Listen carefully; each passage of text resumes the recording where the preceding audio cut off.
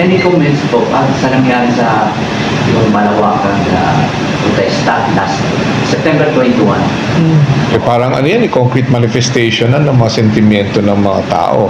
And I'm talking about those who purely went there out of that sheer purpose na ipaalam sa gobyerno yung disappointment nila sa nangyayari sa sistema ng pagpapatakbo.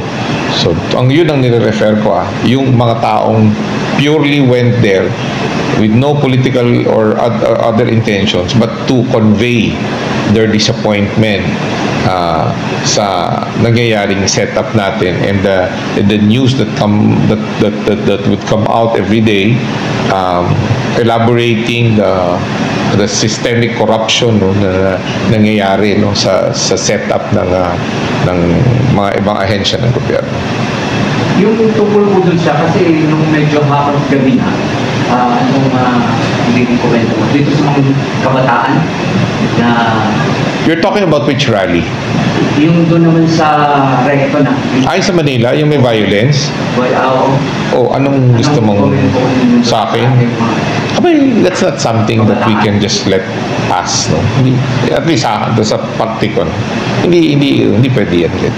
I mean, the right, no, to assemble and to convey your sentiments has its concomitant responsibility that has to be done peacefully at ma-avoid ang disorder. Any disturbance na nakaka-create ng prejudice doon sa mga taong o institusyon o mga may-ari ng mga negosyong wala namang kinalaman doon sa galit ninyo should never be tolerated, di ba?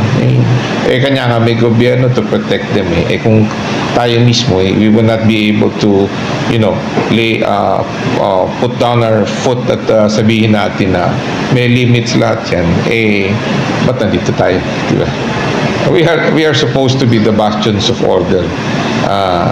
Sa akin part, no, kung nangyari yan dito, iba yan, ibang kwento yan. We will have to pursue that thing and give this signal sa kanila na hindi ubra yan dito sa lugar kung nasaan kami ang nagpapatakbo ng lugar.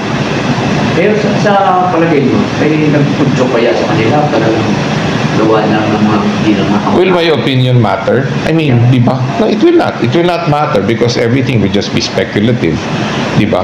We have to, hard evidence tayo for us to at least determine kung bakit nangyari yun, kung may nag-utos ba para doon, or it was just out of an emotional outburst by someone who was immature enough to handle a situation like that. Diba? But yung opinion ko, kung whether meron o wala, hindi na magmamatter yan Kasi hindi siya relevant in any hearing or I might even sway them to the wrong side, no? So wala. I have no thoughts about that.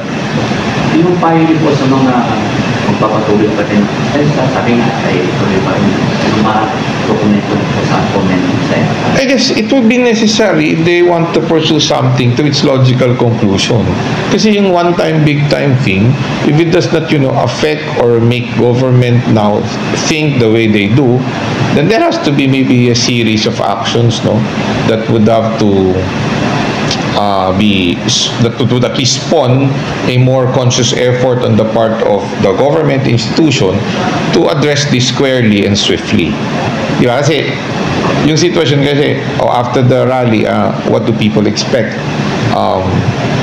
I know yung presidente natin is very sensitive about this, and maybe I can see yung efforts niya to reach out and assure our people that he listens and he will act on it. Pero apart from him, it's the whole government institution banding together, trying to address, it's actually banding together to collectively address this problem that has, caused a dip in the trust rating ng institution itself. No? Alam mo, dami ko narinig doon na binabash yung mismong gobyerno kung saan isa ako sa mga nagtatrabaho. It pains me na although it wasn't really directed sa amin na wala namang kinalaman doon, Pero being part of that institution, I also represent government. And it hurts na may mga ganung salita na nanggagaling na sa mga tao out